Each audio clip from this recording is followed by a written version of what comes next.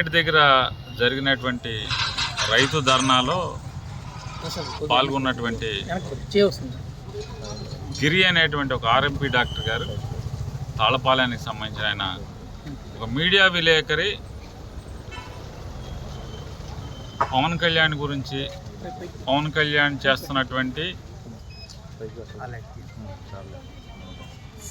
ప్రజలకు చేస్తున్నటువంటి అంటే హామీలు నిలబెట్టుకోలేకపోవటం, ఎన్నికల ముందు పవన్ కళ్యాణ్ చెప్పినటువంటి భారీ వాగ్దానాలు లేదా పెద్ద పెద్ద మాటలు వాళ్ళు అయిపోయిన తర్వాత, ఎలక్షన్ అయిన తర్వాత ఏం చేయట్లేదు, ఏం అనేది దాని మీద మీడియా అతను ప్రశ్న అడిగితే అతను ఏదో తిట్టాడంట, పవన్ కళ్యాణ్ని ఆవిడ వీడు అన్నాడంట. ఆ వీడియో 3 రోజుల క్రితం జరిగితే ఇవాళ ఒక 100 మంది రౌడీలు, గూండాలు, జనసేనలో తిరిగేటువంటి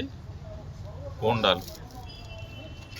జనసేన జెండా పెట్టుకుని జనసేన ముసుగులో రౌడీజాలు చేస్తున్నటువంటి కొంతమంది, ఒక 100 మంది రౌడీలు మోటార్ సైకిల్ వేసుకుని పోలీసులు ఉండగా, పోలీసుల సమక్షంలో ఆ ఇంటి మీద దాడి చేసి ఇల్లంతా ధ్వంసం చేసి అతన్ని విపరీతంగా హింసించి మోకాళ్ళ మీద నుంచోబెట్టి పవన్ కళ్యాణ్కి క్షమాపణ చెప్పు, నీ వెనకాల ఎవడున్నాడరా అని చెప్పి ఇష్టం వచ్చినట్టు కొట్టి అతనితో అవమానకరంగా, అంటే ఒక రజక కుటుంబానికి సంబంధించినటువంటి ఆ ఇంట్లో, ఆ ఊర్లో అదొక పెద్ద పంచాయతీ,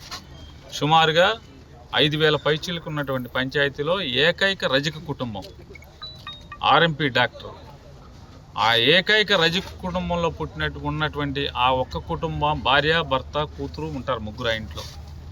రాత్రిపూట 100 మంది వెళ్ళి బాగా తాగెళ్ళి ఆ ఇంటి మీద పడి బీభత్సం చేసి ఇల్లంతా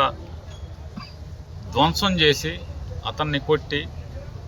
ఆ ఇంట్లో భార్య పిల్లల్ని బెదిరించి